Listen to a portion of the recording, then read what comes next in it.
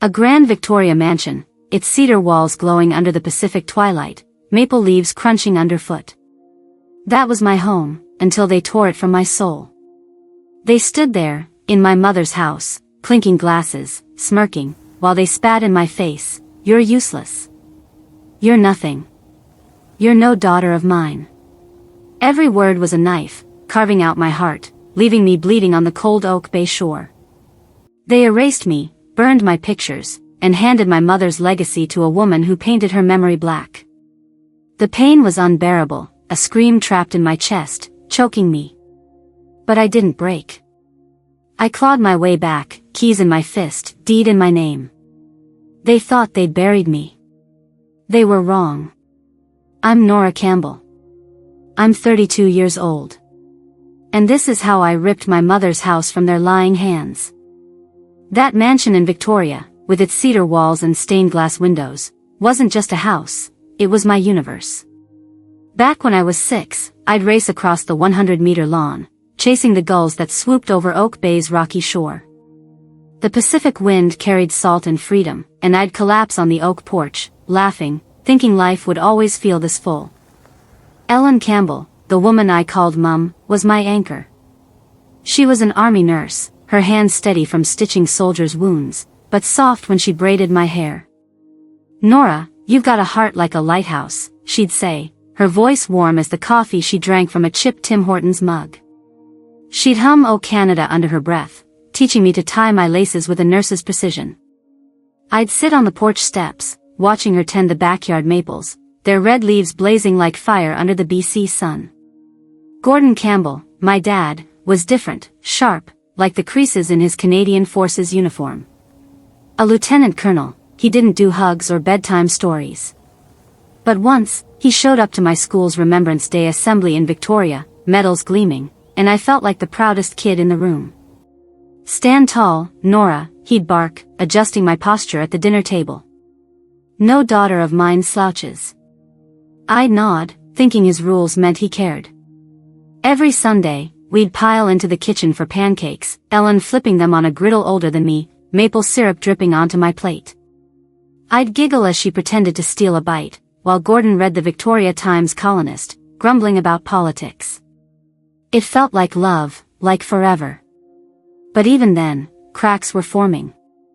I'd catch Gordon staring out the window, silent, when Ellen mentioned my adoption. "She's ours where it counts," Ellen would say, squeezing my hand. Gordon never answered. I was too young to see it, but those silences were warnings. At 6, I thought that house, those pancakes, that family were mine. I didn't know forever could end. The Victoria Mansion, with its cedar walls and maple-lined driveway, was my sanctuary until it became my cage. At 10 years old, everything shattered. Ellen Campbell, my mum, the woman who braided my hair and called me her lighthouse, collapsed in the kitchen one gray November morning. A stroke stole her in seconds, her Tim Hortons mug crashing to the tile floor, coffee pooling like blood. I stood frozen, 3 meters away, clutching a half-eaten pancake, while Gordon barked for an ambulance. The paramedics were too late. Ellen was gone, and the warmth of that house bled out with her. I sat on the oak porch that night, staring at the Pacific horizon, the wind off Oak Bay carrying nothing but salt and silence. Gordon didn't hug me. He didn't speak. He just stood in the doorway, his shadow long and cold, like a soldier guarding a post he didn't understand. Within a year, Gordon remarried. Marissa swept into our lives like a storm over the Salish Sea, all sharp heels and sharper smiles. A Vancouver interior designer, she carried the scent of lavender perfume and ambition. She didn't yell or hit me, she didn't need to. Her indifference was surgical. "This place needs a refresh," she declared, eyeing the stained glass windows Ellen loved. By spring, those windows were gone, replaced with sleek, soulless glass. The oak porch was painted a sterile gray, and the backyard maples were trimmed into submission. "It's modern now," Marissa said, tossing her blonde hair. I wanted to scream that it was my home, not her canvas, but my voice felt trapped, like a gull caught in a net. Then came Liam, their son, born when I was 11. He had Gordon's square jaw and Marissa's piercing blue eyes, and everyone cooed over him like he was the second coming of Wayne Gretzky. What a perfect family, neighbors whispered at the Victoria Farmers Market, their eyes sliding past me. I was invisible, a ghost in my own house. At dinner, Marissa set the table for three, her, Gordon, and Liam.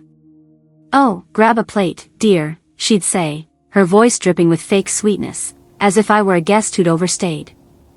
I'd fetch a plate from the cupboard, my hands shaking, and sit at the edge of the table, chewing in silence while Gordon talked hockey stats with Marissa. I tried to belong. I scrubbed dishes until my fingers pruned, mowed the 100-meter lawn with a rusty push mower, and even polished Marissa's designer lamps.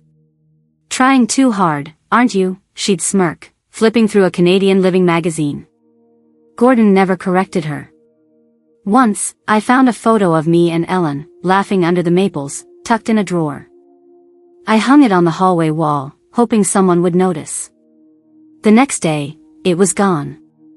"Clutter," Marissa said, not looking up from her phone. I searched the bins outside, but it was lost, like my place in that house. By 13, the erasure was complete. My bedroom was moved to a cramped attic room, 5 meters square, with a slanted ceiling that made me feel like the walls were closing in. Liam got my old room, his toys spilling across the floor where I used to read Ellen's nursing manuals. "It's better this way," Gordon muttered when I asked why. His eyes didn't meet mine. I started staying late at school, biking 3 kilometers to the Victoria Library, hiding in books about Canadian history to escape the chill at home.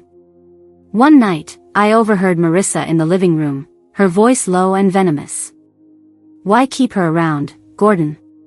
She's not even yours." He didn't reply, but his silence cut deeper than words. I stood at the top of the attic stairs, gripping the banister, my chest tight with a pain I couldn't name. I wasn't their daughter anymore, just a shadow they wished would fade. The mansion, once alive with Ellen's laughter, felt like a museum of someone else's life.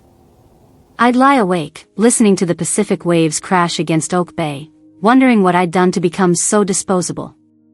"You're still my lighthouse," I'd whisper, clutching the memory of Ellen's voice, but it wasn't enough. The family I'd loved had turned me into a stranger, and the house I'd called home was no longer mine. The Victoria Mansion, once my haven, had become a prison of grey paint and cold silences.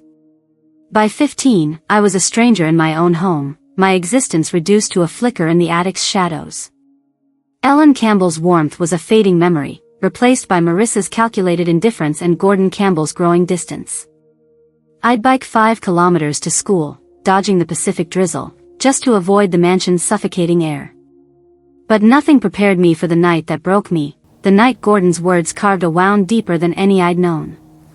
It was a crisp October evening, the kind where Victoria's air smells of wet cedar and sea salt.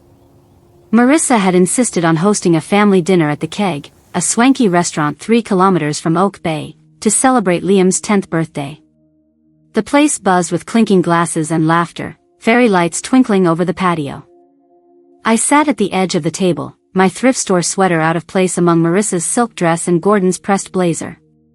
Liam, smug in a new Canucks jersey, opened gifts while guests, neighbors, colleagues, and Marissa's designer friends, cooed over him. I clutched a glass of water, forcing a smile, hoping for a glance from Gordon that never came. Halfway through dessert, Gordon stood, glass of Okanagan Valley Merlot in hand, his face flushed from too many drinks. "To my family," he slurred, raising the glass. "Marissa, my rock, and Liam, my legacy." The table cheered, but I felt my stomach twist. He didn't look at me. A neighbor, Mrs. Thompson from down the street, leaned over, her voice syrupy. "Gordon, you must be so proud of your daughter, too." The room stilled. I held my breath, waiting for him to nod, to claim me. Instead, he laughed, a sharp, bitter sound that cut through the chatter. "Daughter?" he said, his eyes locking on mine, cold as the Pacific in winter. "Nora's no daughter of mine. She's just a burden Ellen left behind. Useless, really." The words hit like a fist, each syllable a shard of glass in my chest. Gasps rippled across the table. Marissa smirked, stirring her coffee. Liam snickered, whispering to a cousin, "Told you she doesn't belong." Mrs. Thompson's smile froze, her fork clattering against her plate. I sat there, nailed to the chair, my face burning under the weight of every stare, pity, shock, amusement. My heart screamed, but my mouth stayed shut. I stumbled out of the keg, my legs shaking, and ran 2 kilometers to Oak Bay's shore, the cold October wind biting my face. The waves crashed against the rocks, loud and relentless, but they couldn't drown out Gordon's voice echoing in my head, "Useless. Not my daughter." I collapsed on a driftwood log, the jagged edges digging into my thighs, and let the tears come. My sobs mixed with the roar of the Pacific, my body heaving as I clutched the locket Ellen had given me, its tiny maple leaf charm glinting under the moonlight. I'd spent years scrubbing dishes, mowing lawns, trying to prove I was enough. But that night, under the vast, uncaring sky, I realized no effort would ever make me their daughter. The pain was a living thing, clawing at my insides, deeper than the loss of Ellen, deeper than Marissa's sneers. It was the death of the girl who thought she could belong. I don't know how long I sat there, the tide creeping closer, my sneakers soaked. But as the stars burned above, something hardened in me. I wouldn't beg for their love anymore. I'd find a place where I wasn't a burden, a place I could build myself. The Victoria mansion, with its gray-painted porch and Marissa's sterile redesign, was no longer home, it was a wound I couldn't heal. At 15, after Gordon Campbell's brutal words at the keg branded me useless and not his daughter, I ran from the Oak Bay shore with Ellen's locket clutched in my fist, its maple leaf charm my only tether to love. I wasn't running back to that house. I was running towards something bigger, a place where I could forge myself anew. At 16, I stood outside a Canadian Forces recruiting office in downtown Victoria, my thrift store sneakers soaked from a 2-kilometer bike ride through Pacific rain. My heart pounded, not with fear, but with defiance. If Gordon thought I was nothing, I'd become something he couldn't ignore. I signed the papers, my hands steady, and walked away with a date to ship out to CFB Gagetown, New Brunswick, 4,300 kilometers from the family that erased me. Basic training was a crucible.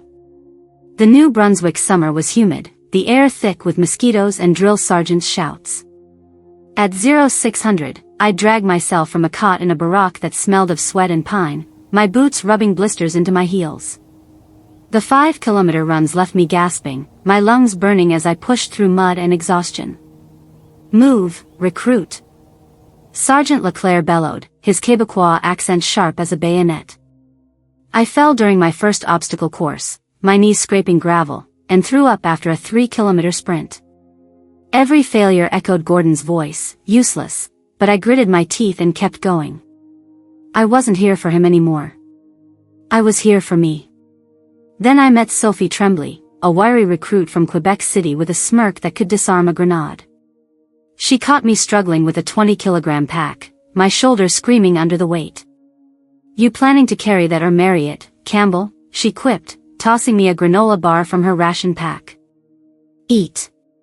You're no good to anyone dead." Her sarcasm was a lifeline, her hazel eyes steady with a trust one hadn't felt since Ellen. Sophie wasn't just a friend, she was a mirror, reflecting the strength I didn't know I had.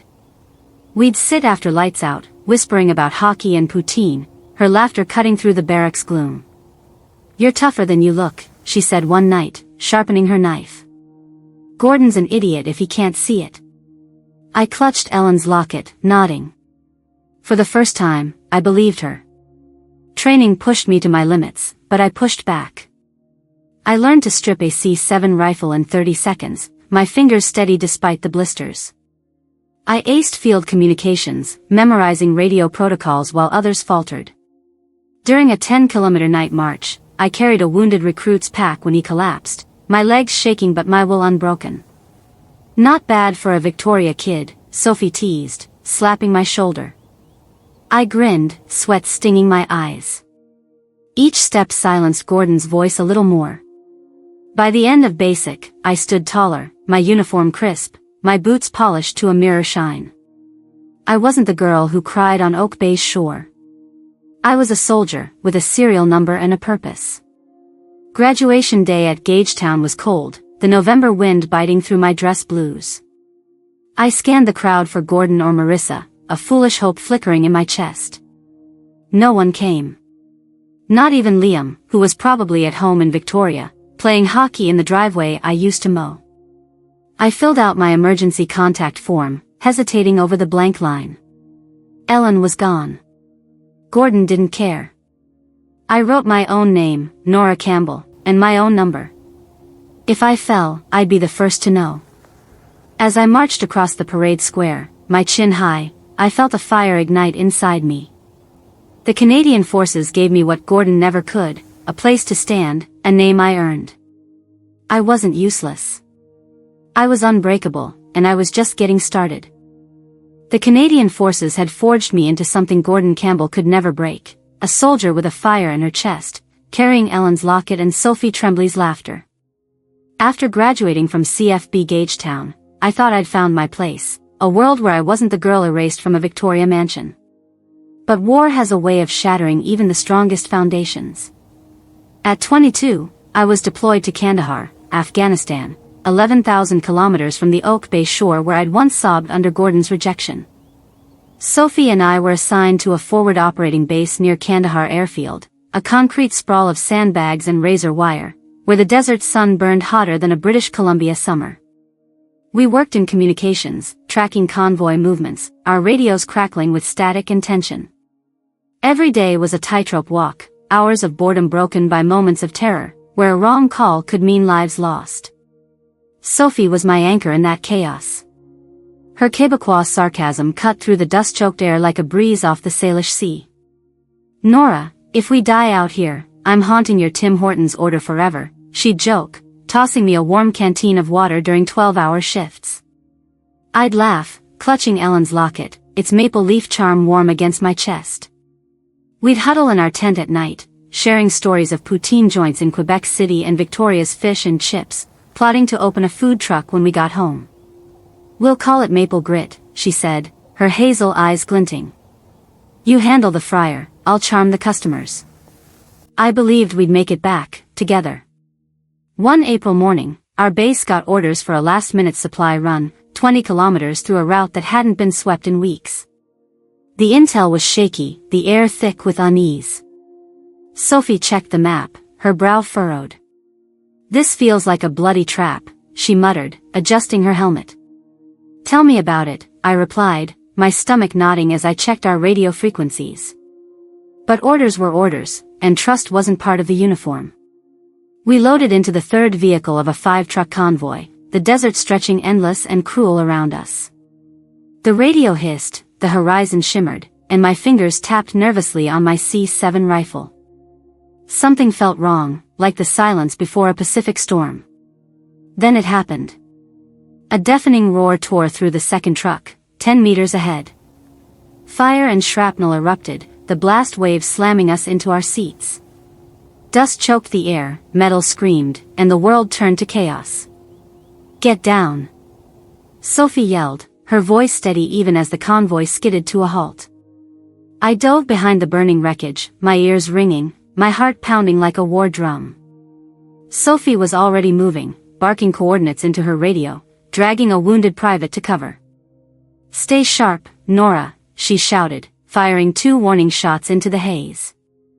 I scrambled to reboot our comms, my hands shaking as sand stung my face. Then the second blast hit. It was closer, louder, a monster swallowing everything. Sophie grabbed my vest, shoving me flat to the ground as the explosion ripped through the air. I felt the heat sear my back, heard the sickening crunch of metal. When the dust settled, I crawled up, coughing, blood in my mouth. Sophie was still, her helmet rolling across the sand like a child's toy. I screamed her name, crawling to her, my hands clawing at her vest. Her hazel eyes stared blankly at the sky, lifeless. I held her, my fingers digging into her uniform, willing her to move, to laugh, to call me an idiot. But she was gone. Reinforcements arrived, pulling me away, but I fought them, my voice raw, my body shaking with a pain sharper than Gordon's betrayal. Back at base, they wrote a report, folded a flag, and moved on. I couldn't. At Sophie's memorial, they asked me to speak. I shook my head, my throat too tight to form words. If I opened my mouth, I'd scream until the desert cracked. That night, alone in the communications tent, I gripped Ellen's locket, its maple leaf cutting into my palm. Sophie's words echoed, "You're tougher than you look." War had taken my only friend, but it wouldn't take my fight. I'd carry her with me, just like Ellen, and I'd make sure no one, not Gordon, not Marissa, could call me useless again. The desert scars of Kandahar and Sophie Tremblay's lifeless eyes burned in my soul, but they didn't break me. They forged me. At 25, I returned to Canada, my boots heavy with Afghan dust, Ellen Campbell's locket still warm against my chest. Victoria's salty air greeted me, but the mansion on Oak Bay, once my haven, loomed like a ghost of Gordon Campbell's betrayal. His words, useless, not my daughter, and Marissa's cold indifference had stripped me bare, but Sophie's faith in my strength kept me standing. I wasn't the girl who wept on the shore anymore. I was a soldier, and I'd take back what was mine. Ellen's house, her legacy, belonged to me, not the family that erased me. Back in Victoria, I rented a cramped apartment above a fish and chip shop, 2 kilometers from the mansion. The smell of fried cod and salt air seeped through the walls, but I didn't care. It was mine, with a lock only I held the key to. I pored over old documents in the city's land registry office, my hands trembling as I uncovered the truth. Ellen had left the mansion to me in her will, tied up in a trust meant to protect it. Gordon had forged papers after her death, transferring the deed to his name to cover debts from Marissa's lavish renovations. The betrayal cut deeper than his words at the keg, but it lit a fire in me. I contacted a lawyer in Vancouver, Sarah Nguyen, a no-nonsense woman who'd fought for veterans' rights. "This is fraud, Nora," she said, her voice sharp over the phone. "We can take it back." I sold my army gear, took out a $50,000 loan, and funneled every cent from my savings into a shell company, Maple Trust Holdings, to buy the mansion through a silent auction. The deal closed in secret, the deed transferred under Gordon's nose. I planned my move for Gordon's 65th birthday, a lavish party Marissa was hosting at the mansion.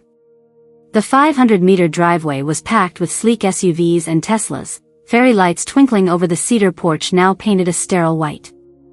I slipped in through the side gate, my heart pounding but my step steady, dressed in a black blazer and combat boots, Ellen's locket hidden under my collar. The backyard buzzed with Victoria's elite, lawyers, realtors, and hockey dads, sipping Okanagan Valley Pinot Noir. Marissa, in a designer dress, flitted among guests, while Liam, now a smug 20-year-old in a tailored suit, bragged about his UBC law school acceptance.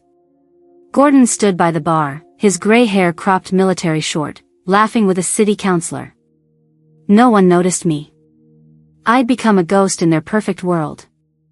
I waited, sipping water, until Gordon took the microphone, his voice booming over the jazz quartet. "Thank you all for celebrating with my family, Marissa, my heart, and Liam, my pride." The crowd clapped, but my blood boiled. I stepped forward, a white envelope in my hand, my eyes locked on his. "Happy birthday, Gordon," I said, my voice cutting through the chatter like a blade. He froze, his glass halfway to his lips. "What are you doing here?" he muttered, his tone sharp. I handed him the envelope, my hand steady. "Open it," I said. He tore it open, his face paling as he read the deed. The crowd hushed, sensing the shift. "What is this?" he demanded, his voice cracking. "This house," I said, loud enough for every guest to hear, "was Ellen's. You stole it from her, from me. I bought it back. It's mine now." Gasps rippled through the yard. Marissa's wine glass trembled, her eyes wide with fury.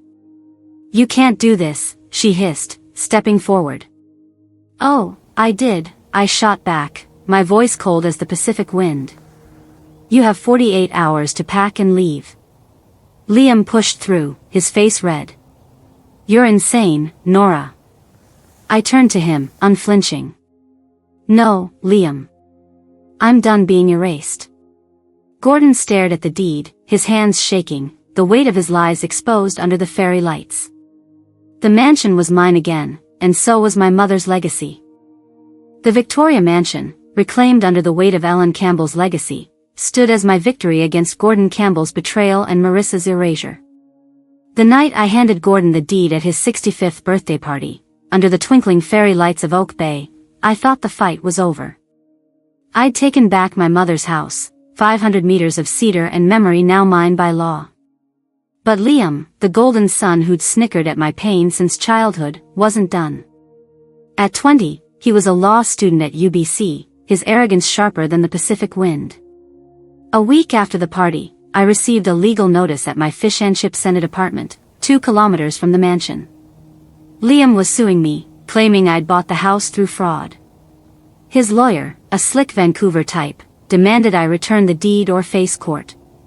My blood boiled, but I wasn't surprised. Liam always fought dirty, just like his mother. I met Sarah and Gwyn, my lawyer, at a coffee shop in Victoria's Market Square, the air thick with espresso and sea salt. "They're desperate," Sarah said, sliding a folder across the table. "Liam's claiming the mansion was always Gordon's. But we've got Ellen's original will and the forged transfer papers." I gripped Ellen's locket, its maple leaf charm grounding me. "Let's bury them," I said, my voice low but steady. Sarah nodded, her eyes glinting. "Court's in 2 weeks. Be ready." I spent those weeks digging deeper, finding bank records showing Gordon siphoned $200,000 from Ellen's estate to fund Marissa's renovations. Every document was a shard of truth, cutting through their lies. The courtroom, 5 kilometers from Oak Bay in Victoria's downtown, was cold, its oak benches polished to a sterile shine. I sat in my black blazer, combat boots tapping the floor, facing Liam across the room. He wore a tailored suit, his blue eyes smug, whispering to his lawyer like he'd already won. Gordon sat behind him, his face gray, avoiding my gaze. Marissa, in a designer coat, clutched her purse, her lips a tight line. The judge, a stern woman with a Vancouver Island accent, called the case. Liam's lawyer stood, his voice dripping with confidence. "Nora Campbell's purchase is a sham. The property rightfully belongs to Gordon Campbell, who inherited it lawfully." I stood, my heart pounding but my voice steel. "Your Honor, Gordon stole that house from my mother, Ellen Campbell." I slid a folder across the bench, Ellen's will, the forged deed, and bank statements. He faked her signature to transfer the title, then used her money to remodel it for Marissa. The courtroom went silent, the air heavy as a coastal fog. Liam's face reddened. "That's a lie," he shouted, slamming his fist on the table. "You've got no proof." I held up a notarized copy of Ellen's will, my eyes locked on his. "This says I was her heir. Gordon sold what wasn't his. I bought it back, legally." Sarah stepped forward, her voice sharp. "We have records of Gordon's transactions, Your Honor. He defrauded his adopted daughter." The judge's eyes narrowed, scanning the documents. Gordon shifted, his hands trembling. "Is this true?" she asked him. He stood, his military posture crumbling. I needed the money," he mumbled, his voice barely audible. Marissa gasped, her purse hitting the floor. Liam spun toward him, his face twisting. "Dad, what the hell?" The crowd murmured, reporters from the Victoria Times colonist scribbling furiously. The judge banged her gavel. "Mr. Campbell, you've admitted to fraud. This case is dismissed. The deed remains with Nora Campbell." I didn't smile. I stared at Liam, his smugness shattered, and at Gordon, a broken man who'd lost more than a house. Marissa stormed out, her heels clicking like gunfire. The truth was out, raw and undeniable, and it felt like standing on Oak Bay's shore, the waves finally still. I'd won, not just the mansion, but the right to be Ellen's daughter. The Victoria Mansion, reclaimed from Gordon Campbell's lies and Marissa's cold erasure, stood once more as Ellen Campbell's legacy. After the courtroom victory, where Liam's smugness crumbled and Gordon's fraud was laid bare, I walked back into the cedar-walled house, its 500-meter driveway lined with maples glowing red under the Pacific sun.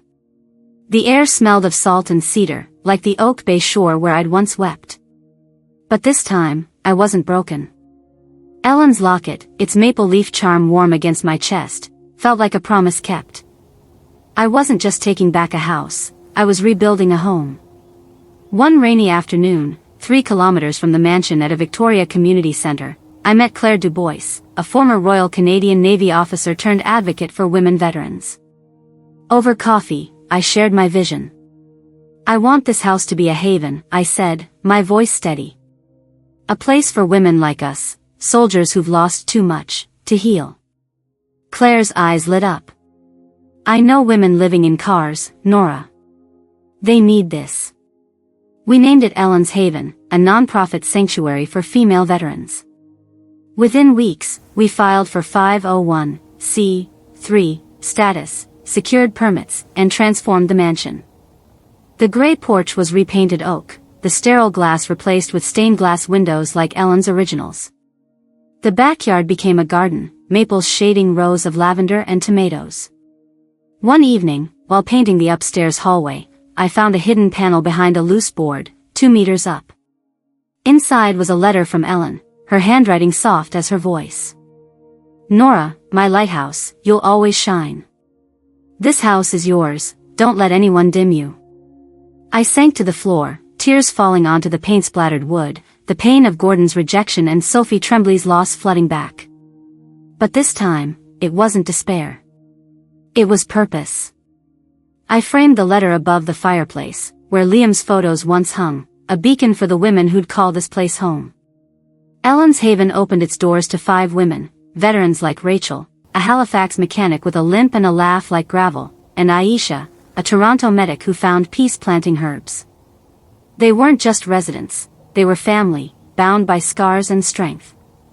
My lesson from this? Family isn't blood, it's the people you choose, the ones who see your light when others try to snuff it out. Build your own worth, even if it's from ashes. You are enough. If this story touched you, if you've ever felt erased but kept fighting, please like, comment, and subscribe to True North Courage. Share your story below, we're stronger together.